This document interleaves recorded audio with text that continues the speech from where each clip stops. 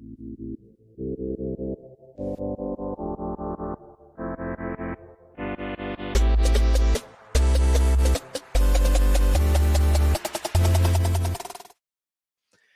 right, welcome in. This is the Grid Draft Show. I'm Mike Guido. That's EJ Savage. We're back again for another episode here on a Wednesday night. Joining us today is Devin Jackson of the Philadelphia Inquirer. Devin, it's great to have you with us, man. How you feeling? Yeah, I'm doing pretty good. Feel pretty good after coming off last week's Senior Bowl, and now looking towards the NFL Combine that starts at the end of this month. So, lots going on. Obviously, Eagles and Chiefs playing the Super Bowl on Sunday. So, once that game ends, it's kind of full steam ahead on draft season. So, I always tell people this is the best time of year. Everyone's kind of focused on a draft at this point, outside of like the upcoming free agency, but everyone's looking towards the future and seeing the next crop of prospects. And, uh, you know, for me, I do my homework early and I kind of enjoy the ride at this time of year. Yeah, certainly. It's certainly true. And I let me tell you something. It's draft season already for me. I am as bored as anybody can be about the Super Bowl matchup. Call me a casual. I don't care. I'm iffy on the Chiefs and Eagles this year for the Super Bowl. That's just me though. How you feeling today, bud? I'm feeling good, man. We've got a guy who is who puts his homework in, knows these guys. I think he said 3 Senior Bowls being there in a row, 5 covering it for his paper, and he's a guy that puts in the work. So he's gonna have some great insight for us that kind of do this as a side gig, you and I. But we still have a lot of fun with it. We still break down these players and go in depth and try to make our teams better. But he's looking at the broad perspective, and so it's going to be fun hearing Devin talk about these guys. Yeah, certainly true about that. All right, so let's dive right in, right? So talking about the Senior Bowl, right? So I kind of want to, and this kind of leads into what I think EJ is going to ask next, but I'll just leave it as a blanket statement. How important is the Senior Bowl leading up to the draft? For guys that aren't seen as like consensus top 5, top 10 picks, it's important for whoever steps on the field. There's always questions around prospects and what they can and can't do. Seeing those small school prospects against guys, is more comparable to the NFL. Seeing the quarterbacks there and seeing them thrown into a different environment. A lot of them played a lot of shotgun in their college careers, and they spent a lot of time under center in the weekend Senior Bowl. So everyone has something to gain from the Senior Bowl, even if you practice for a few days, even if you are a late entry, because you get the time in front of NFL teams, and it's the first time NFL teams can really start to build relationships with players. You look at last year and number of players that participated in the Senior Bowl went in the first round. I use the Eagles as an example because obviously, I got to see Quinyon Mitchell at the Senior Bowl last year, and the Eagles ended up selecting him in the first round. Tyler Guyton for the Dallas Cowboys went to the Senior Bowl and ended up going the first round, and those teams met with them, both of those players, down the Senior Bowl. So, I think from an on-field perspective, and maybe some of the drills, we'll go through as we talk about it. Maybe some of the drills aren't always necessarily designed for both position groups that are going up against each other to benefit. But for the most part, you just want to see guys against that comparable competition, how they move in person, how fluid they are, how well they sustain blocks. If you're looking at offensive linemen, defensive linemen, how well do they disengage and still make plays? So you can go down the list of every position and see what is important, even for the kickers and for the long snappers. It's an important week for NFL teams to see them up close. So it's definitely a benefit, I would say, and just one piece of the puzzle, obviously, to the NFL draft collective and the way that you evaluate guys and how teams do homework on guys. Obviously, you still have the pro days and combine, and you bring them in for 30 meetings. So I take it as one piece of the draft evaluation process, but it's certainly an important one for guys that do participate to show what they did on tape matches, or what they did on tape isn't indicative to everything that they can do on the field. Right. Yeah, Dev, talk about your process of how you scope in on a player first, break down the player before you even head to the Senior Bowl, and then how you kind of marry in what you see in the Senior Bowl and bring that into your profile and your eventual grade. Obviously, you have the combine pending, but how do you mix all of that stuff, and what's your starting process to getting these guys' names on a list? Yeah, so starting process for me, it starts in the summer, and you'll see, a lot of watch list goes out from the Senior Bowl. Towards the end of the summer, the Senior Bowl and Shrine Bowl will put their watch list together on guys to watch. But you'll see names kind of flown around. There'll be guys even from the previous year that you watch while you're watching tape. They'll make a few plays, and you like write them down. So it's really a compilation of a lot of different things, from making lists of guys that you see that maybe aren't draft eligible yet for the next year. Some of the guys that have their name buzzed, some guys that are just stars in college football. It's kind of a collection of those things. But in the summer, for me at least, you I don't want to say you grade a little bit lighter, but you're a little bit more open minded to what this player could be. So your grades are maybe a little bit looser, a little bit more generous than maybe you end up with. But you kind of cast a wide net, at least for me, so that the player can go either way, right? They can exceed your expectations, or maybe they underwhelm it a little bit. And then from there, you go through the season.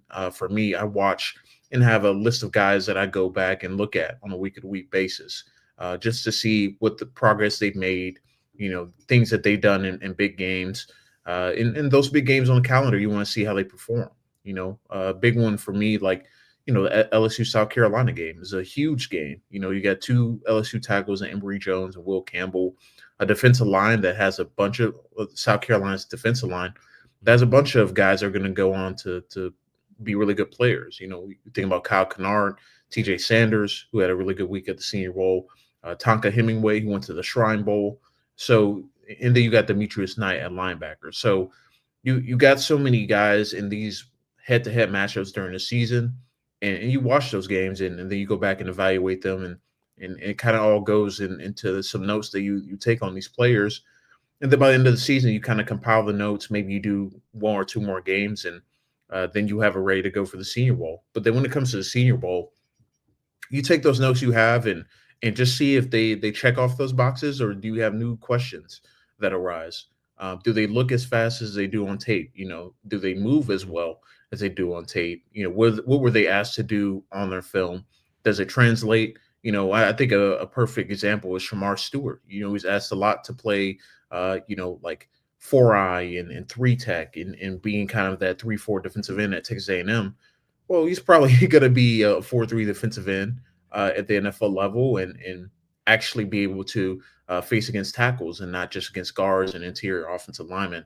You saw over the course of the two practices he did participate in the Senior Bowl, that he can handle that. He can not only do it at a really good pace, and he moves so much better even in person versus than what he does on tape. And sometimes that has a lot to do with players thinking a little bit more if they're not in their natural position. So you kind of really take all of that into account. You try to figure out, like, what are the things that you see in person? Do they match what you see on tape? Are they standing out as you thought they would coming into the week? And if they didn't, kind of what went wrong, and is this a concern moving forward? So again, it's another piece of the puzzle to the evaluation. And maybe you go back and there's some guys that you underrated a little bit on tape, that they look much better in the Senior Bowl practice setting. I think running backs and safeties and linebackers are always tough to gauge during practices, but then you see in the games that they can do a little bit more.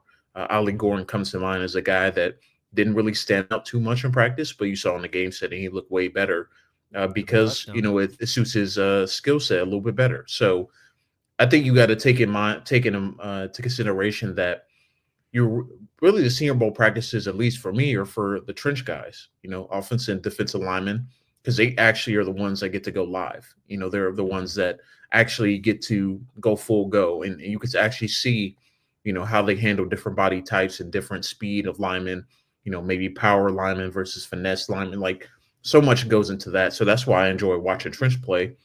because they're always live and always full go.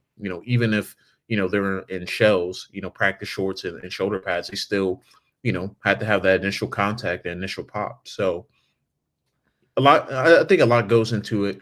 Kind of taking a step back, but you kind of just take everything with a grain of salt. That you know does it at the end, the tape still has to matter. Even if you having a phenomenal Senior Bowl week, the tape should still be the most important thing. And if it doesn't match, then you have more questions than answers coming out of the week, and maybe you have to go back and dig a little more. Yeah, I think you say that, and it's extremely important, right? Because listen, I'm not going to talk about myself as if I was some prime time potential college athlete, because I wasn't, right? I'm 5'11", and not very, I have short arms and short fingers and whatever. Like, I was never going to make it to the NFL or Major League Baseball or anything like that. I wasn't ever going to do any of that. But I did play with a lot of guys that did get recruited or all that stuff. And a lot of the times what they would say is, and again, I think this kind of gets lost for some of the people that maybe follow the draft, but maybe not as intensely as people like you and people like us, is that game tape is so much more important, I think, than anything else. Only because, like if you look at, like, I grew up with guys that were like, listen, I put up videos of myself taking batting practice. I took my, whatever.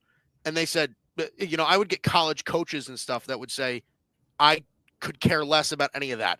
Send me 15 minutes of you actually in a game.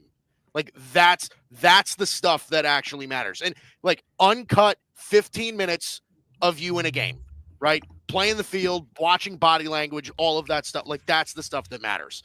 I want to kind of direct it towards this because you mentioned his name, and I missed the episode last week or 2 weeks ago. I had the flu a couple of weeks ago, and I missed the damn episode, even though I planned for it when we were talking about running backs. Talk to me a little bit about Ollie Gordon, right? Because obviously this year he had about half as good a year as he had last year, almost by the numbers completely, right? Last year, leading college football in rushing yards. I mean, he was phenomenal in 2023. And then this past year, just a little bit less explosive. We didn't see the same level of production.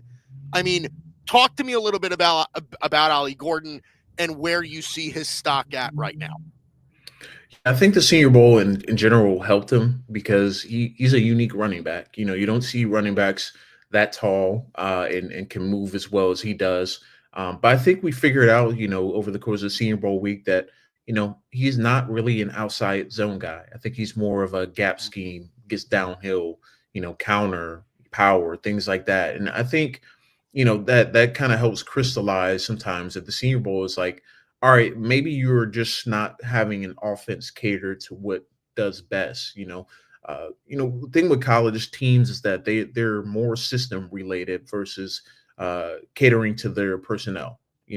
Offensive coaches, offensive coordinators, they run a system and they have to have their guys, work the system. Obviously, the best coaches adapt and change over the course of the year, but you look at Oklahoma State, they struggled this year. They didn't have a good offensive line, and they struggle run blocking. And sometimes as a running back, that kind of forces you to go home run searching a little bit. You saw it with. I'll use an NFL example. You see that with Saquon Barkley, and not to say Ollie Gordon and Saquon Barkley are the same caliber of back, right? But when you're not in a great situation around you, you feel like you have to make big plays. Sometimes you go big play hunting, and that causes you to not stick with maybe the run scheme plan, and then all of a sudden you're trying to make something out of nothing. So I think that's a little bit what we had this year with Ollie Gordon.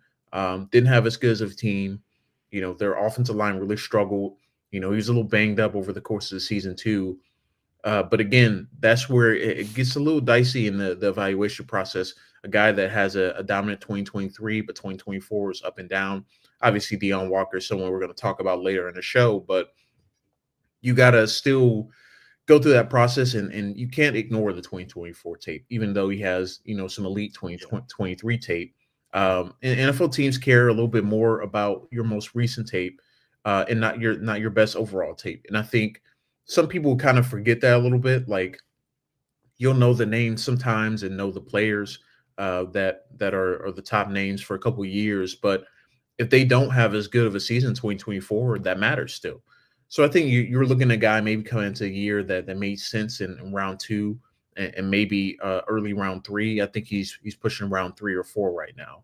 And I think the Mm. Senior Bowl helped him recoup a little bit of his stock. But at the end of the day, there's still going to be question marks about how can he be the same player he was, in 2023 when he goes to the NFL. So I think it certainly matters when a player doesn't perform up to expectations in the course of the season. And like I said, the game feel still matters. But you can always help yourself in the draft process by going out and looking good in a game setting like the Senior Bowl game. And really as a kind of the week went on, he got better because he got more snaps. The first day he only got I counted he only had 6 or 7 live reps because they had 5, 6 running backs that all needed to rotate in. So it's hard to stand out in those All-Star games as running backs, but the game reps, live game reps are always good. And I think with Ali Gordon, it's clear that the pass protection still needs to improve. He's not going to be an elite receiving running back, but he certainly showed that ability to run routes out of the backfield. Yeah. I think of like a player like Derek Stingley Jr. in the past who had a phenomenal season the year prior, comes back to LSU, uh, kind of falters, not very good. I mean, obviously there's some injury stuff there, but then he comes in and now he's playing with the Texans. Great, all pro level. So it's not that they cannot go back to what they were prior. It's just we don't see it a lot, and that's why we tend to weigh the 2024 tape or whatever year is more recently in the building of the profile. One thing I do want to mention though is like film is so heavily weighted for me, but I know that there's NFL teams that are super into the measurables and certain thresholds. Like if you're an offensive tackle, you don't have the 34-inch arms, they're not going to draft you. Talk about if you had any communication with scouts there that actually worked for an NFL team and what they're specifically looking for. I know that like in years past with Dan Quinn and the Seahawks there, they would always look for the lengthy corners that carried over to the Cowboys whenever he was DC here. So just speak a little bit about that stuff and how much that really does impact a player in their draft grade. I think it matters specifically for linemen more than anything, that do you meet those thresholds, but also can you handle when you don't meet those thresholds? Can you handle being a tackle with sub 33-inch arms? Can you handle maybe being a Nick center Skronsky. with subs 31-inch arms? So to me, it's all about getting to see them in person. And you'll see scouts like kind of whisper to each other. Sometimes they'll talk about a player, that they like coming in and they want to see how they perform. But these guys, they get the measurements already. They get the verified measurements, and they have it, from the previous spring. With the exception of like rising juniors. Like if there's rising seniors, coming back to the program, they'll do the measuring. They'll do their measurables that spring before their senior year, so they get a chance to see what they are already coming in at as they enter summer scouting and into the season. And obviously, they'll remeasure the day before Senior Bowl practices start. But I think for the most part, seeing these guys up close gives you a better view of what they can and can't do, what they can and can't handle, and Yeah. how they overcome some of their deficiencies, quote unquote. If they don't have the exact measurables. I think, certainly the thresholds are always an important guide, and they give us a little bit more insight in the media and people that cover the draft to what they're looking for. But they're not married to that all the time. I think sometimes it kind of gets lost in the shuffle. Is like, yeah, that matters, but at the end of the day, you still got to take a really good football player. Whether it's a Mm. tackle that's 34-inch arms or 33. Maybe it's a defensive back that doesn't have 32-inch arms. Like you're Hmm. gonna find a place for good players regardless of their measurables. But it's certainly an important like starting point for NFL teams. But if a guy falls in love with a guy, from their character, from their film, and what they Yeah. do, certainly the measurables play a part in it, but they're still going to take their guy. Maybe he doesn't go first round, but on day 2 or day 3, at that point the measurables kind of stick out the window.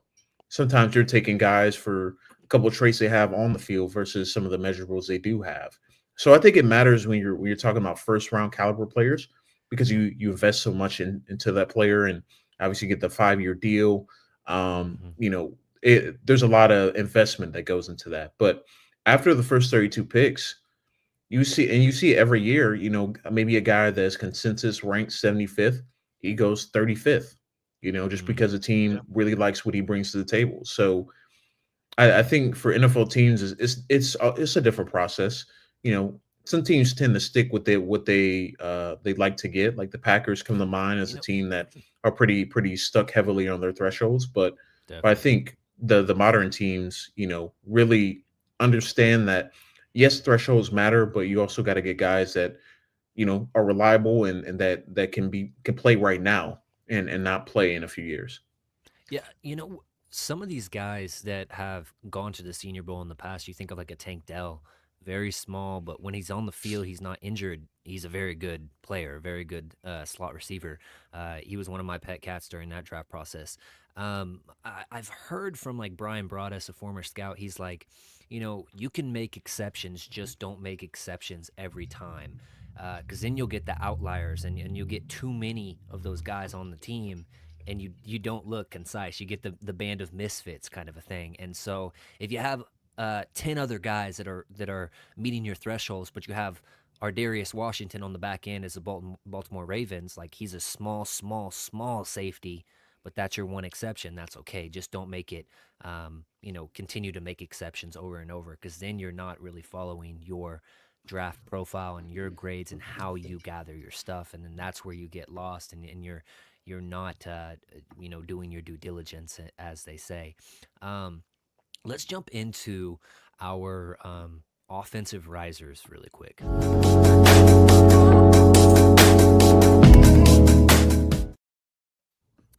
Devin, I know that, I mean, maybe you don't know this, but I'm a big Oregon fan. I thought my guy Tez Johnson went absolutely crazy at the Senior Bowl. I watched the one-on-one reps, his release packages. Sometimes, they can get the too much at the line and whatnot, but I thought that he was very exceptional at just getting out on the breaks, and being concise in the catch point, being precise with his routes. Everything that he did, I thought, rose his stock. And it, like I mentioned earlier, Tank Dell, he's a guy that was, kind of that outlier. Now he's paved a way for maybe a Tez Johnson to come in here and kind of rise up these boards because he fits that kind of profile. Talk about Tez Johnson really quick, and what you saw from him. Yeah, I think whenever you get guys that weigh in, I think he weighed in like 156 or 159 pounds. Like, people always raise an eyebrow, but I think the biggest thing is can you create separation, and can you do it quickly? And I think he checks both of those boxes. Obviously, you saw that in his college film at Oregon, but in those one-on-one settings, no one really defended him that well. And obviously, I kind of talked about this earlier as a caveat, like the one-on-ones between wide receivers and DBs, is designed for the receivers to win. But Mm-hmm. at the same time, you're still evaluating, like, all right, what are you doing at the line of scrimmage to combat maybe, and they're not like doing a full on press, Mm-hmm. full man press at the line of scrimmage, but they are, close enough to where it might be needed. And he did a good job in mixing up the way that he releases, whether it's a speed release, diamond release, uh, just finding ways to create that subtle separation at the line of scrimmage matters, especially for a guy his size that's Mm-hmm. probably going to be a big time slot player. But someone that didn't go to the Senior Bowl last year, but still got drafted first round was Xavier Worthy, and had a lot of the same questions that Tez Johnson has coming out, and we see what he's been able to do with the Kansas City Chiefs. So I think you know Tez Johnson certainly has a path to be successful at the NFL level, and I think it's going to take a creative offensive coordinator that understands and utilizes his skill sets to best of his ability. But I think overall he had a really good week, and he showed exactly what you were expecting to show from Tej Johnson. That he's a really fast, electric player that can really run good routes and is reliable at the catch point. Yeah, I really like the Rams fit for Tez Johnson, in my opinion. Just playing him in the slot, Puka can move in and out, and then Jordan Whittington. Obviously, they're shopping Coop around. But Mike, who is somebody that stood out to you? So I want to get your thoughts because I talked a lot about him a couple of weeks ago when we were talking about wide receivers, and he's one of my favorite receivers in the draft. But I Elikai Manor is one of my favorite wideouts in the entire draft. I love his frame. I love his ability to go get the football. So talk to me a little bit about him. Am I a little too bullish on him? Because I understand that the speed is not crazy, and I understand that speed is a big thing when it comes to receivers, especially modern day wide receivers. Tell me a little bit about Elikai Manor and if I'm being a little too bullish on him. Yeah, I certainly would have loved to see him down at the Senior Bowl. Obviously, Yep. he did not participate, but I Right. think he's kind of the modern fit for a wide receiver. You for a guy that I think his separation ability is a little bit underrated. Compared to what people think of him as more of a physical contested catch guy. But I think when you have that skill set as a durable player that can play in the boundary, that can win those one-on-one routes down the field, is certainly going to be a guy that has value at the NFL level. Again, would have loved to see him at the Senior Bowl, just see how he faces off against different types of corners and physical versus the smaller, speedier guys. But I think overall, he's the guy that you got to be pretty confident in his projection because I think he makes sense as a day two receiver, assuming that he tests well at the combine Yeah. and everything goes well for him throughout the process. But I think for him, he's going to be a candidate to be a guy that can come in and make an immediate contribution. Obviously, he burst on the scene a few years ago when he had that really big game against Colorado and Stanford's crazy comeback victory. But he's continued to elevate that, and I think he's a guy that's durable, strong hands, can play in the boundary, can live on the outside, which I think will be huge for his projection. I don't really see him as a slot guy, but I think he's an outside receiver, and in a class that has a lot of potential slot receivers. I think he could go a little bit higher than we expected because of his versatility to play outside. Yeah, there's another guy I kind of want to talk about too, and that's Jack Beck, right? So he ended up winning MVP at the Senior Bowl, and that's obviously like a bit, this part in the process is a pretty big deal. Like, is he this year's Cooper Cup? Is he this year's Ricky Pearsall? Like, is he one of those guys that you can see kind of skyrocket? I shouldn't say skyrocket's a strong word, but elevate his stock to a point where you can see him go. I'll put it significantly higher than what we had in the pre-draft process, maybe. Honestly, I think he's already risen his stock. I think he's a guy that, coming in, we knew he was a durable, hand-up receiver that, could run routes on the outside and the slot. And he continued to prove that at the Senior Bowl at a high level. I mean, even in the game, you saw him make a couple of difficult catches over the middle of the field. And teams are always looking for that durable guy that can catch balls over the middle of the field, that can move the chains, that's a willing blocker. So he's going to be a perfect fit. And I said this last year about Ricky Pearsall, but he's going to be a perfect fit in the Shanahan and McVay type offenses because he's a willing blocker. They are very creative in the way that they get their pass catchers open. And he thrives in running routes over the middle of the field and creating plays with the ball in his hands. I also think it helps that he started his career at tight end at LSU, which I think doesn't get talked about a ton. And he got that experience running routes over the middle of the field, running routes against safeties and linebackers. And you see him translate, as he's moved outside and play in the slot. But yeah, I think he's a guy that kind of fits that mold of, all right, you saw what Cooper Kupp did, you saw what Ricky Pearsall did last year. And I don't think he's typed the quite the athlete like a Pearsall is. And even Pearsall surprised me with how fast he was and explosive he was at the combine. But Just overall, I think Besh has done huge wonders for his stock already, and he's firmly on day two for me. My one of my biggest pet cats is Jalen Royals. Uh, Speak on him and how you kind of feel he rose his stock, or if he kind of stayed about the same as where you had him. Yeah, he was in the third, fourth round area for me. And I feel like overall he's been kind of in that same area, leaving out of it. Like Mhm. I think he's still a slot only guy, and I think he was still like early in the week still feeling those effects of his season ending injury he had Mhm. that prematurely ended his season at Utah State. So you could see there was still he wasn't quite trusting his planting foot as much as you would like to see. But over the course of the week, I thought he got more comfortable and showed we can be as a dynamic route runner of the slot. The hard thing is that if it's a slot only guy, it kind of caps how high you can go in the draft. Yeah. Just because you don't bring a ton of versatility to offense. So I think he's still a slot receiver, which I think is in that third, fourth round area. But certainly if he goes and runs like a 4.25 40, that kind of changes the math on things a little bit, but I think with the receivers, can you do more than just the one thing? Yeah. Obviously he's a great deep threat, a great player with the ball in his hands. But are you going to be able to consistently win down the field? On the outside, I don't think he's that type of player, but I still think there's value for him. And I think the sweet spot for him is round three. Mm.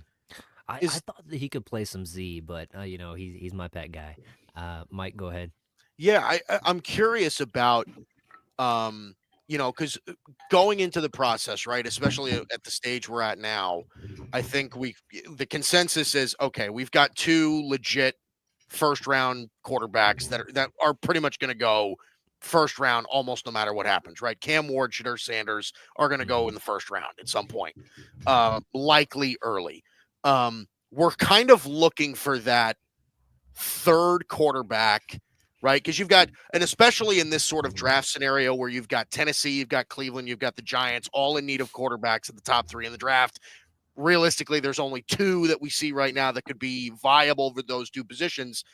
Did the Senior Bowl change that? Was there anybody that stood out where you could make the argument of maybe not even going as high as obviously top three, top five, but somebody that could sneak in either, mid late first round, maybe even early second round, where you can say, okay, you can feel confident in taking a guy if you're a team that needs a quarterback?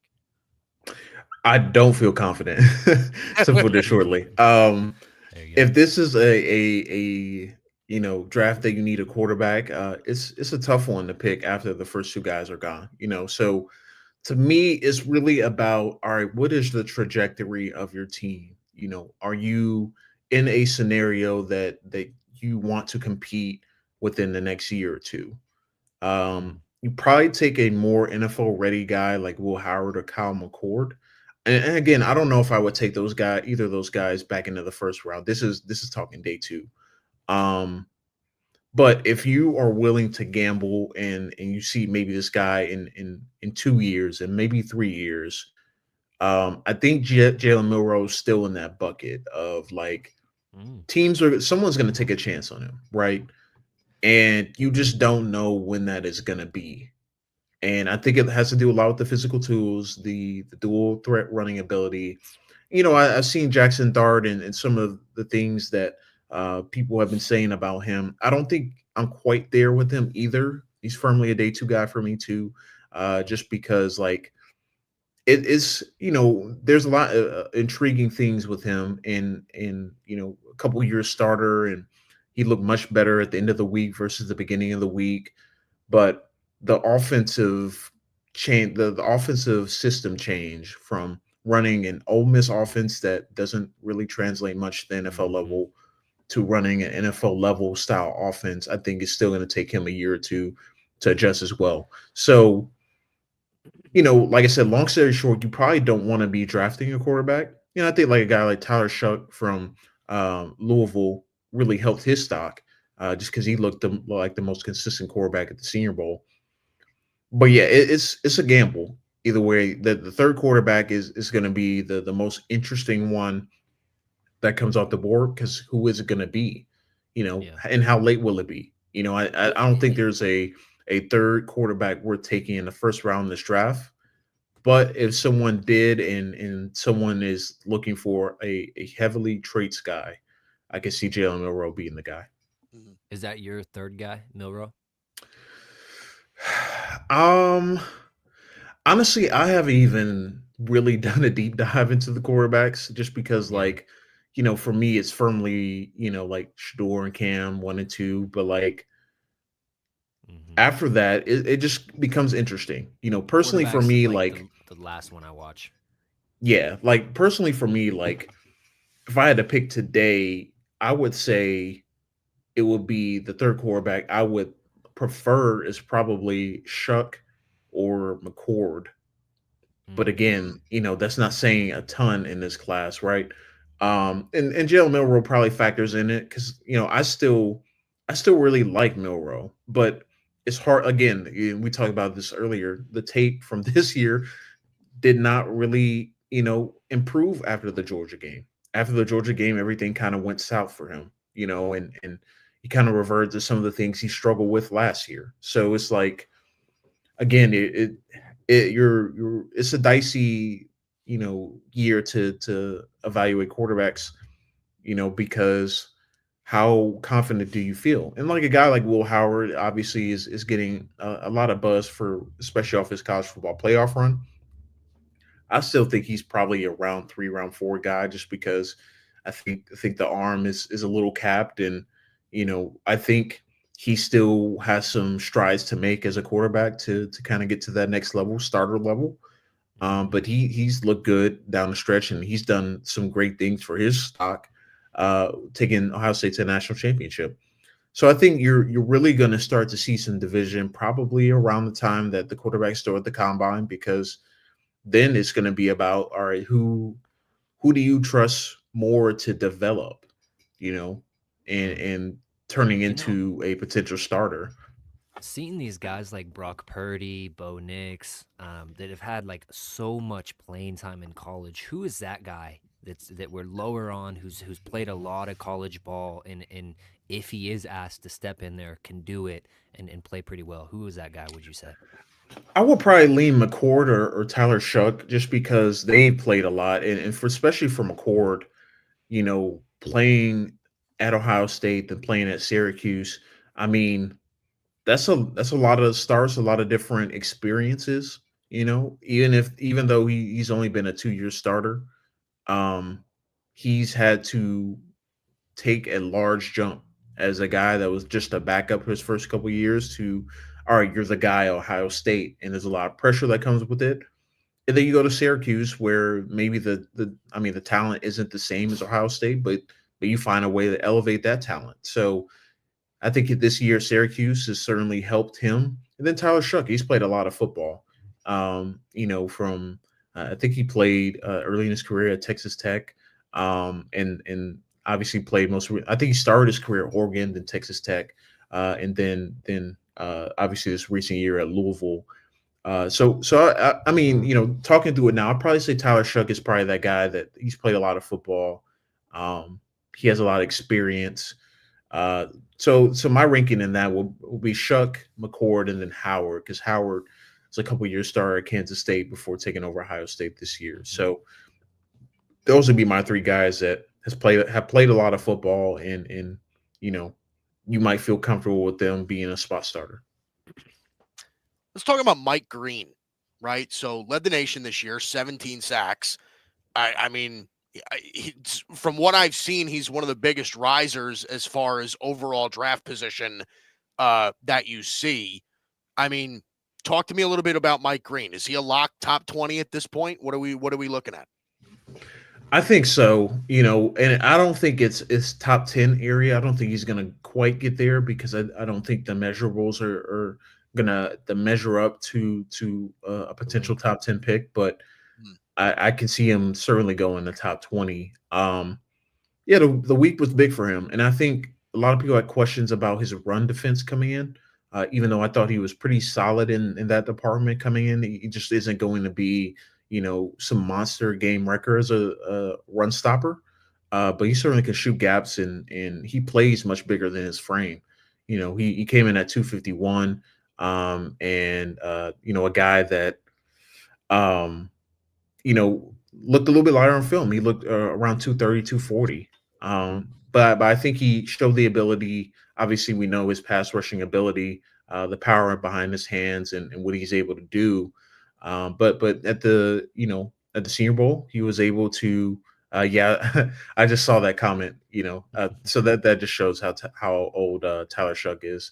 But yeah, back to Mike Green. I mean, he's a fantastic player, fantastic prospect. And he's a guy that I liked in the summer last year is more as a rotational guy. He obviously took on more of a starter's role and became a star for Marshall. But I think when you go down to the Senior Bowl and you get wins against some of the best tackles, maybe in a class, obviously that rep that he knocked over Josh Carnley is shown a lot, but he also made some plays during team that have you encouraged in what he can be in handling some of the NFL some of that handling some of the NFL level tackles and matching up against some of the power that might be presented to him. And you saw from day one to day two, day one he didn't have as strong a day, but day two he really popped off the screen and had counters and was a little bit more physical with his hands. So you're seeing a guy that takes coaching well, that really understands what he's good at as a speed rusher and knowing how to use it against opposing offensive linemen. Who do you like as a fit for him? I think the Buccaneers make a lot of sense. Atlanta Falcons also come to mind. I think the NFC South in general needs key edge rushers. I mean, every single team I think could use an edge rusher this year from NFC South. Yep. So I can't see him getting past the Bucks, inside the top 20, just because they need edge rusher. He's a really good player. And if he makes it outside the top 20, I could see a team trading up for him. I see, Brian said the Eagles. I mean, they need an edge rusher too. Brandon Graham is looking like he's going to retire. Josh Sweat's going to hit free agency. Bryce Huff hasn't been great this year for the Eagles. So, he's certainly not getting out of the first round. Just a matter of, all right, is he going inside the top 20 or not? I think he does. I think he's going to test elite, and I think a team doesn't want to miss out on what he can bring to NFL squad. Yeah. It seemed like, gosh, why am I blanking on him? Kid out of Georgia, I completely blanked, that the Eagles took. He kind of popped off. Nolan recently. Smith. Nolan Smith. Thank you. Nolan Smith popped off. I don't know. I've been hearing a lot about Walter Nolan and his potential fit with the Eagles, but just another Senior Bowl guy that really rose his stock. It seems like one of those guys that's a little bit lighter, and people say that that can kind of hold him back. Obviously, not meeting the measurables, but he looks strong in the practices to me. He was getting penetration, and I thought he was a guy that's definitely solidified himself as a 20 to 40 pick. Yeah, I think that's a good range for him, just because, with defensive tackles that may be a little bit undersized, like, you kind of have to decide, all right, what is their calling card? What is something that makes them unique? What can they do at the NFL level if they're not going to be, this 300-pound guy that's a run stopper or, clogs up the running lanes. Mm-hmm. So, obviously Byron Murphy, he went in the 20s last year, and, I think they're about the same. Yeah, Elijah Cansey, a couple years ago out of Pitt, he went inside the top 20. So I think the top 20 is a little rich for Nolan, just because, like, yes, he is. Too. This is a deep defensive tackle draft. Yeah. It's a really deep defensive tackle, but also, what is the prototype of guy you are looking for? Mm-hmm. And I'm not sure he's going to test as elite as Byron Murphy did last year, and I think that's a big reason he went top 20, because he was a guy that most people thought, all right, maybe end of the first round, early second round, but then he tested elite. at the combine, and you saw what happened. Same thing with Kalijah Cansey. A lot of people were all over the map with him, and he goes inside of the top 20. So it's like, will Nolan be as elite of an athlete as those guys?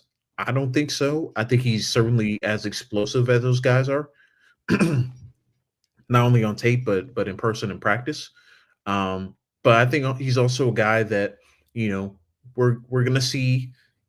Because like, I mean, the hard part is like, I like him as a player, I like him as a prospect, but I think with Nolan, and he even told me this point blank, that teams are questioning, how much does he love football? How much does Mhm. he, see himself at the NFL level being an elite player?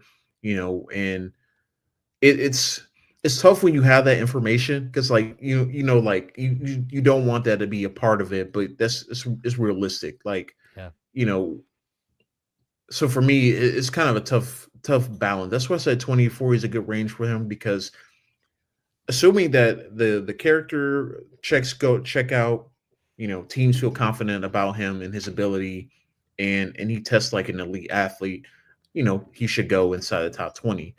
Yeah. But is that all going to check out? And to me, I don't know if it will. So I think he's a player that you get in All the it takes is building, one and team. yeah, and he's going to be a good NFL player. But again, this is the hard part of the evaluation process, is sometimes you don't know those things going in. You can only do it off of tape, and, Yeah. and do it off of, maybe what you hear, or what you see. So, Mm. yeah, so that's kind of the my kind of synopsis of Walter Nolan, a guy that's a really good player, elite production this year at Ole Miss, guy that just consistently showed up in every single game. Can two gap, can rush the passer at elite level. But again, I think it's going to come down to team fit, and does he check all the boxes for teams? Yeah, that was one of the things that I heard the Senior Bowl did differently this year, is get the small talk stuff already for these guys in an interview video, so the NFL teams can come in and get right to the nitty gritty, which I really liked hearing about. But who's a defensive tackle that we are too low on? You think about Braden Fisk last year. I was very high on Braden Fisk. I just loved his film. He was a guy who played with his hair on fire, always looking to make plays. Sometimes they don't wrap up the best in the open field, but he's translated really well to the NFL this past season with the Rams. Who is the defensive tackle we're too low on, consensusly? Darius Alexander from Toledo comes to mind. And Mm, again, it's another MAC player, and it feels like every year we have a guy that from the MAC that is making a name for itself at the Senior Bowl. But Darius Alexander did that, and I think the big thing that stood out for him is that he didn't shut it down after a really good first 2 days. He stayed for the third day of practice. He played in the game. So I think that's really going to endear NFL teams. Like, hey, this is a guy that's not from a Power Four school, that just wants to continue to get better every day. And you saw him improve over the week. As a guy that all right, you coming in, you knew he was a big athletic guy that you know made some eye popping plays. I think everyone saw his pick six against Pitt and in their bowl game over bowl season. But he showed his ability to rush the passer, to defend the run, to make some really good plays. So he's the first one that comes to mind. And then two, Peebles from Virginia Tech, Anenas Peebles, who mm, just was a terrific run stopper at the Senior Bowl. He did it in team, he did it in the game. Um, he is kind of a I would say kind of like a bowling ball type player, where he's hard to move. He just sticks in the middle of double teams. He can beat guys across the face and get into the backfield. And he was consistent. He did that on his film. He did it at the Senior Bowl. So he's a guy that's probably not going to go, in the top 2 rounds, maybe in the top 3 rounds, but a guy that if you need a run stopper, you need a guy that maybe is a 2 down player early in his career. He's a guy that I think fits that mold, and again, a bit undersized, but a guy that's hard to move and can really knife in the backfield and get some defensive stops. What round projection do you have him at? Right now, fourth round, fourth to fifth round. I think that him being a little Yeah, undersized and he has Cowboys some don't have value as a fourth pass rounders, rusher. so Yeah, I Yeah. think need he's a run guy that stoppers, man. yeah, he's a good run stopper for sure. And I think he's you know he doesn't have as deep of a pass rush bag as some of the guys that are going to go ahead of him, but he certainly knows this role and he plays it well. I feel like in the edge class in particular, right? And as far as the full defensive line, right? I think you can get a lot of value in the mid to later rounds as far as defensive tackles are concerned. But I also feel that way about the edge class as well. Guys like Landon Jackson, Kyle Kennard, Jared Ivey, those guys that you can have kind of second, third round. I think you can find some real value there. Talk about some of those guys. Who's one of the guys that stuck out for you as far as the edge class is concerned? Yeah, edge class was probably, I would say, one of the better ones, if not the best class down there. Just because Mm, there's so many different type of guys. Obviously, you think about Shamar Stewart and Mike Green, the weeks that they had through 2 days of practice. Jared Ivey made some nice plays as you're thinking back over the week. But I think for me, I kind of go down, the list and like who was a really good player, who really stood out. And to me, it was the Texas defensive end, blanking on his Baron first Sorrell. name. Yeah, Baron Sorrell from Texas. That to me really stood out. His film was he was always a disruptive player on film. Maybe he didn't always finish plays, and he was always near plays and making plays in the backfield. But you didn't quite see anything that really necessarily sticks out in terms of maybe elite bend or elite first step. But he just is a reliable player down and down. He can win as a pass rusher in a couple different ways. He's a really, really good run defender. It felt like every time that he was in team, he was making a play on running downs. And I think the one-on-ones against offensive linemen, between the offensive and defensive linemen, you saw Sorrell winning quite a bit. He had a nice battle with Emory Jones, the LSU tackle, on the good on good sessions at I think the end of the second or third day of practice. And he just continued to even when he was getting stopped, he was pushing guys backward and showed some of that power and strength. So I think he's a guy that's going to be more of the heavy set defensive end that a guy that makes sense in a 4-3 system, can be a run stopper from that defensive end position, and can bring you some juice on passing down. So I would say Baron Sorrell is a guy that really stuck out to me as a guy that really helped himself at the Senior Bowl. No. How did you like Jordan Birch? Because he's a guy that, as an Oregon fan, I watch him transfer. Where did he come from? South Carolina, I believe, um, in the past. But he's a guy that can kick inside and play some three tech if you need him to. Um, Talk about his versatility. Was he going up against guards, tackles? What was he doing, and what did he look like? Yeah, let's see. You said Jordan Birch, right? Yes, Um, he actually did not end up participating, unfortunately. he he didn't. uh he was like a He late was injured, late or pullout, like the yeah, I think he was injured or I know he something got that went injured during on. the season, but I didn't know if that held him out of the game. Yeah, so he ended up not playing because I did a quick search because I was like, wait a minute, like he was supposed to be there, and I don't He remember ever was, talking yeah. about him or seeing him. But yeah, Yeah, so I he didn't he see pulled out anything like on the him, day so before. Yeah, he pulled out the day before they were slated to head down there, and so yeah, unfortunately, he did not get to see him. Um, but I can talk about another Oregon guy and Josh Connerly. I thought he had a really good week, despite the the rep high rep, against yeah. Mike Green. You know, Yeah, um, I think he still had a really good week. He had a really good day one, and maybe the day two and day three were a little up and down. But certainly I think he's a guy that you feel good about as a potential developmental tackle. Maybe you take him at the end of round one and kind of help mold him yeah. into your starting left tackle. But he showed some ability. I still think his core strength and anchor needs to improve a little bit. And obviously, we saw with the rep with Mike Green, Mhm. um, but he's still a really good player that I think helped himself by going there and showing that he can stick out at tackle. Because there was some discussion, maybe he moves in the interior, but I think he's firmly a tackle. Did he like just put himself on the map as the best tackle there, or did you feel like somebody was better? Because I know that the other two top tackles in this class didn't want to participate, and he actually did come and participated. So did he look like the best tackle there? Did he sell himself as that, fringe first round kind of a guy, or was there another guy that impressed you more? At tackle, I think he was probably the best true tackle there. It just kind of hard because, like, all right, like Emory Jones, he's a right tackle, but he probably Hmm. goes in the guard. Jonas Savanea from Arizona, probably same thing. And both those guys struggled at tackle a little bit this week. Mm. So I think he was certainly the best tackle there.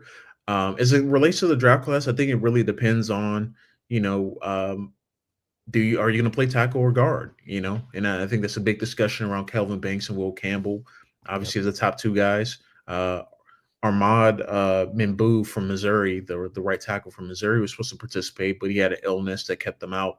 So to me, it probably would have been between Mimbu and Connerly as who's the best tackle there at the Senior Bowl. But I think Connerly showed that they can handle being a tackle at the NFL level and can hang with some of those different body types. So I think the larger discussion, if he's the best tackle in the class, I don't think I'm quite there with him because I still think Will Campbell's a tackle. But again, I Do you have think Banks is you know moving into guard? I have both of them still sticking at tackle. Okay. I don't think moving either of them to guard helps or hurts their projection necessarily, but I still think Hmm. both of them make sense at tackle, at least for me. But I get Will That's fair. Campbell's probably the most likely to move to guard because of his, sub 33-inch arms. Yeah. But yeah, I think overall, Connerly certainly in that discussion, but I think teams are probably going to go more like, all right, who's just the best offensive lineman, that we can take, and I think he's probably in that 4 or 5 area. Will be Yeah, my guess. those two are definitely going to be one of those guys where I'm perking my ears up to hear how they're introduced as a guard or a tackle whenever they are drafted. Same with um, Travis Hunter as well. Is he going to be a receiver or a corner, depending on when he gets drafted at what they're going to announce him at? Mike, any more It's questions? got to be corner, right, for Travis Hunter, Devin. I feel the I same. At would least think that's how I so. feel, right?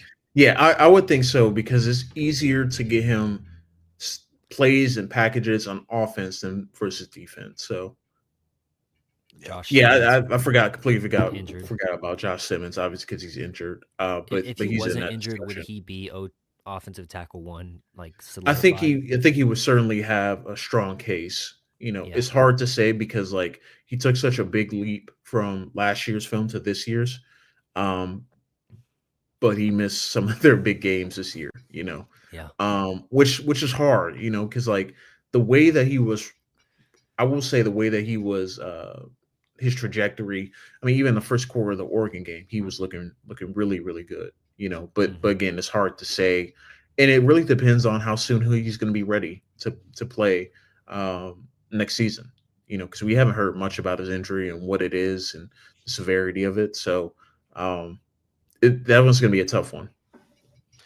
Yeah, I look at um another positional group that I just see like a lot of NFL starters, right? And that's safety, right? Like I feel like that's a pretty strong, like outside of Malachi Stark, so I think he's going to be the number one safety. I think he's the consensus number one safety.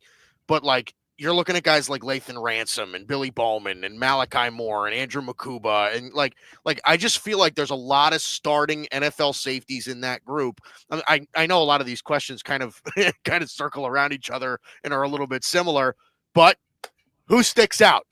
who's the guy that you like? Who's the guy that stuck out to you? Yeah, Andrew Makuba from Texas is probably the guy that sticks out to me, um, just because he's Playmaker. always around the football. Yeah, He's a Hmm. playmaker.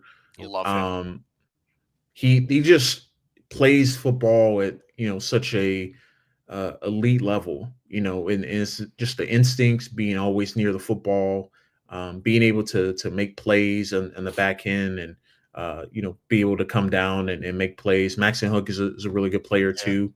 That I think had a solid I'm week at starting the to think Senior we need to Bowl, get but Brian on the next episode. yeah, He's breaking down yeah, these yeah. guys, man. He'll definitely be a great guy. I've worked with him, so he's a great guy. I would definitely recommend him. But back to Makuba, yeah, he's such an elite player. A guy that really, I think, solidify his stock as a guy that should go in the top 100. That should be drafted. On day 2 of the draft, and can really upgrade a secondary.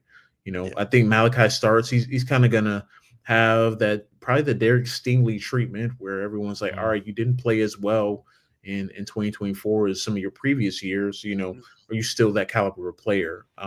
So I think, that's what kind of like a guy like Andrew McCooper, he's not gonna get drafted before Malachi Starks, but I think he's made a strong statement, and I can Right. see him being in fact impactful guy from day one. Absolutely. Is there anybody you want to circle back around that we hadn't mentioned earlier, whether it be from the running back group or one of those guards or a small school guy that really proved that he could play with these bigger school guys? Is there anybody like that?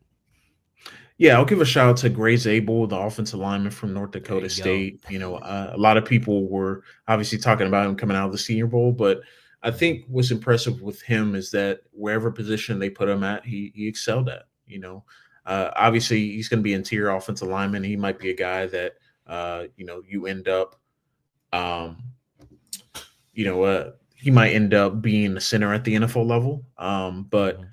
I think he's proven that he can play not only at a high level, but be a really reliable interior offensive lineman. So whether you put him at guard, if you put him at center, I know he played tackle at North Dakota State. I think you're getting a guy that's going to be dependable, that can handle all types of defensive linemen, whether it's quick twitch guys or more powerful guys.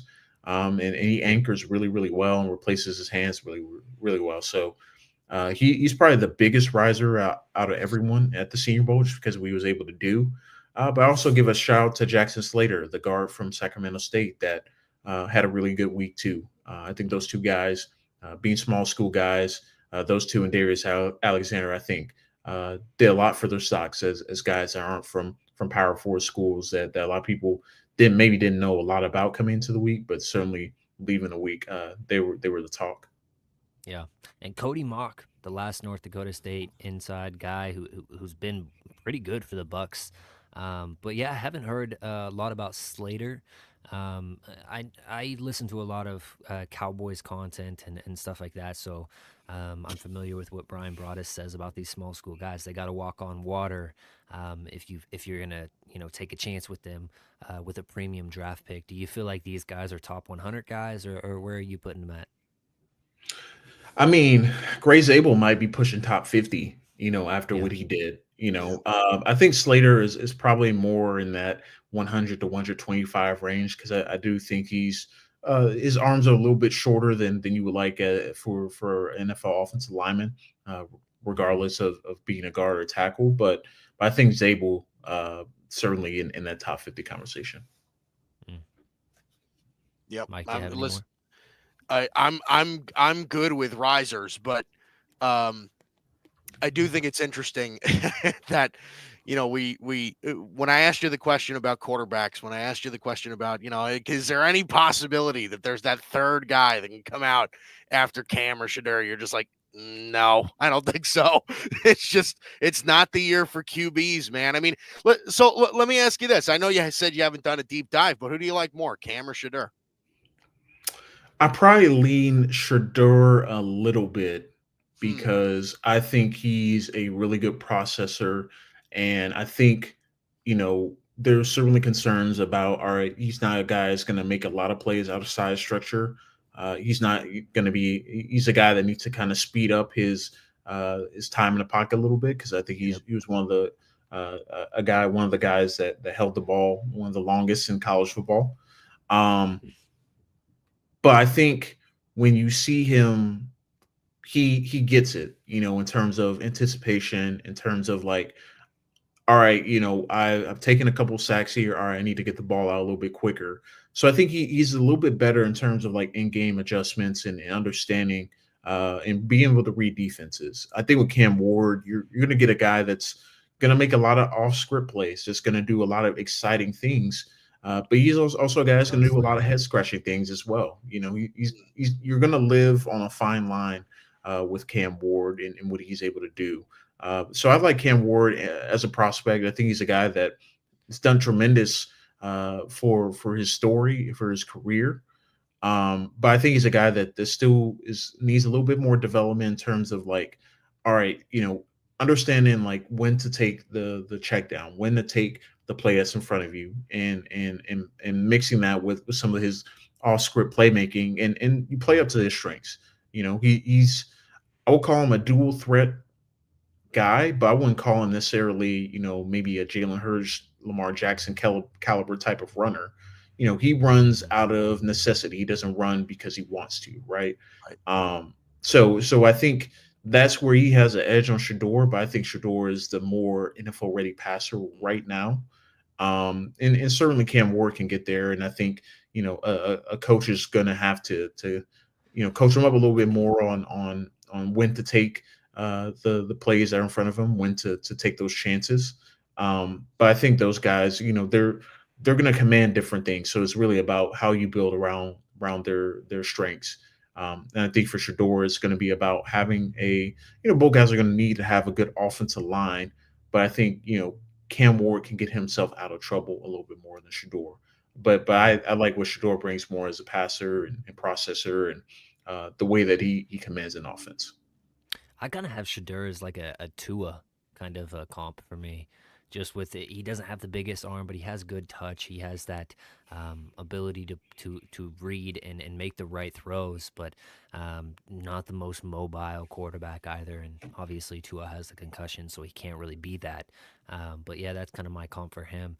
Um, Anybody else that we're missing, or anybody that you want to talk about as kind of a faller or somebody that really hurt their stock?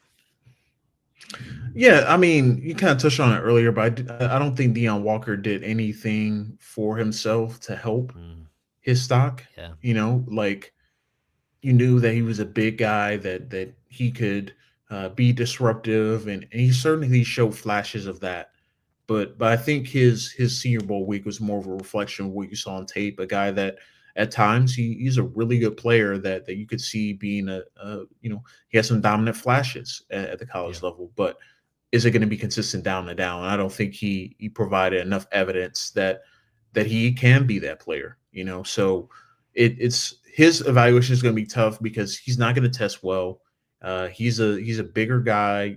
Like what is his role at the NFL level? I don't think he knows what his role is quite yet. Are you going to be a run stopper? Are you a pass rush type of player? Um, so I think that is kind of hurting himself in this process. Is you see what Mason Graham is doing, and Kenneth Grant. Talked about Darius Alexander earlier. Those guys understand what they are, and they bring it on a down and down basis. I think Walker just isn't quite there. I would say in terms of what you were expecting coming into the week, and Yeah. in him leaving early. I thought he should have at least stayed through the game to get those live game reps. I think it was not a great decision for him to pull out early. Yeah, the best moment of the week for him is when his measurables came in and people saw how massive he really was. Um, he ki Man, I won't say I'm completely out on him because you watch the film and you get those flashes of what he could be. But it seems like he takes plays off. It seems like he's not always totally invested in being that play wrecker that he has the potential to be, whether it be in conditioning, whether it be motivation, whatever it is. You got to figure out if you can pull that out from him. And that's where the interview process is so important. So we're going to see at the combine, medicals is a huge thing, but also those interviews. And that's really going to determine where he gets slotted in this draft. Because like I said earlier, it only takes the one team. Um, Anybody else that you thought just really hurt their stock, whether it be them just dropping out early or just bad play? Nothing else really comes to mind, or anybody else comes to mind. I think, you kind of just say it with a grain of salt. I mean, you could say the quarterbacks, really outside Tyler Mhm. Shuck, but yeah, I mean, no one was really that glaringly like, all right, I don't think you match here with some of your film. A lot of guys Mhm. checked out in terms of like their film. Maybe they were inconsistent on film, had inconsistent weeks on at the Senior Bowl, and maybe guys that you were expecting to be good were good. So to me, I don't think anyone necessarily stood out. Super negatively. I will say like Princely Umani Mellon probably had an up and down week. And I was expecting him to be a little bit Edge better rusher in from Ole terms of Miss, correct? yeah, I was expecting him to be a little bit better than he was, in the week. But Mhm. again, like he's more of a designated pass rusher type, so I wasn't Yeah. expecting anything like crazy from him. But I would expect him to win a little bit more, Yeah. in those And yeah, and one-on-one you watch settings. like if you look at his film, there's times where he's not even on the field until third down, like you mentioned, designated. Um, do you think that that hurts him? Where would you see him factoring into a team? It like, of course, you want those headhunter guys, but you also want guys that can, set the edge and at least play the run and be a pivotal part of your defense moving forward. Where do you take those guys that are just one trick ponies? Yeah, though I think it starts probably end of round two, early round three, and then from there on, it just really Hmm. depends on how well they test. You try not to, I know teams try not to take one trick ponies in the first round, but sometimes it makes sense if you're a team that's one piece away from a Super Bowl. You add a guy that's a DPR. Like it makes sense. So I think it really Yeah. it depends on the team. But I think generally speaking, like round three is kind of the sweet spot for those guys because you know what you're getting out of them. Yeah. You don't need to question what you're getting out of them, but it's if they can do more, if you put more on their plate. Yeah, it seemed like those quarterbacks were up and down depending upon the day. Um, I want you, it doesn't have to be a Senior Bowl guy. I want you to stamp your flag on a guy that is a day two or later draft pick that you say is going to be, he's going to be a hell of an NFL player. So you can come back, circle back around, screen record this video, throw it up on your TikTok and say, look, I'm Devin Jackson and I was right about this guy. Who is it? This one is a tough one because I feel like there are a couple guys for me that kind of fit that. Shout him out. But I'll just pick one here. I'm gonna go with Kanata Mumpfield, the receiver from Pitt. I believe in his route running ability. I think he's a guy that maybe he plays slot, maybe he plays some boundary. But I think he's getting undervalued a little bit in this receiver class. Yeah, I think he's a Haven't even guy heard of that him. yeah, I think he's a guy that's probably going to go day three. Probably a guy that maybe you hear fit sixth round, but I think he's ready made for the NFL. I think he's a little bit on the lighter side, like 170, 180, but just reliable. Can win as an inside receiver, can win as an outside receiver, and I could see him, Ooh. making an instant impact at the NFL level just because he played on some pit teams that was in a high volume passing offense. He started his career at Akron, and again, he burst on the scene as a freshman at Akron, but he wasn't playing. He was surrounded by a ton of great players. But yeah, so I would say Mumfield is the guy for me. Mm. So that's the Antonio Brown of this draft class right here. I don't know about Antonio Brown, but maybe a guy that surprises some people Just with how later draft quickly. round, draft pick, starts out special teams, and then eventually fruitions into a starter, at least, is what you're hoping for. Yeah. Okay. Mike, any more questions for Devin? I for the most part, I'm okay. I'm just, I'll close out with this, right? Because we really haven't talked about any tight ends, to be honest with you. And I don't know. Every year, even when my team doesn't need a tight end, I just love looking at tight ends just because they're a fascinating study for me. Harold Fannin Jr., right? Bowling Green. He's like, from everything that I see and everything that I've read and everything like that, this guy's a physical freak at the tight end position. Um, but it seemed like people were wanting a little bit more out of him come the Senior Bowl. Is that something that you sensed as well? Yeah, I think people were expecting a little bit more separating ability, Mm-hmm. even though I don't think he was like necessarily like a big separator on his film. He's just a guy that is a really good yards after catch guy and physical, a willing blocker. And you saw a lot of those things, but again, another guy that you won't see those things until you get into a game setting. So, um, tight ends are always tough because, like, you know, you got to be able to block at some degree to get on the field. I think we Yeah. talk a lot about running backs needing to be able to pass protect. Same goes for tight ends being able to run block and be able to effectively block to get on the field. You can't just be a third down weapon at the tight end position and make a living. Um, so I think with Fannin, it's going to be a development phase for him. I Yep. still think he goes probably on day two, maybe not as high as people thinking like first round, late first round, early second round. But I think he's still a really good player that may not be as maybe a little bit more limited than people thought. And I think the testing is going to be huge for him. Who's the best player in the draft? I would say Abdul Carter. Um, I've I've been a heard big that a fan lot. of him for a couple years, and You're asking a he guy he's from Philly just here, man. Come on. yeah, he's a guy that just is so fun to watch. First to the football, so explosive. So he checks all the boxes for me. Yeah. How Yeah. many blue chippers do you have in this draft? Probably 4 or 5. I mean, Carter. I'd probably say Travis Hunter, I don't know. Mason Graham. I probably still say Will Campbell, even though people were split on if he's a guard or tackle. So I would say those are the 4 most comfortable guys. I'd say right now I feel pretty comfortable with them No, being successful at the NFL level. no Tet McMillan. I'm not there with him. I think he's a really good player. I think he's a first round player, but I don't think he's a can't miss guy. I think there's going to be a little bit of adjustment for him at the NFL level. And I think he's going to need to be a much more concise route runner. And he had a little bit of some drop plot problems this year that he needs to clean up too. Hmm. Last year's draft, where would you had Tet if he were in that draft? Before or after Brian Thomas?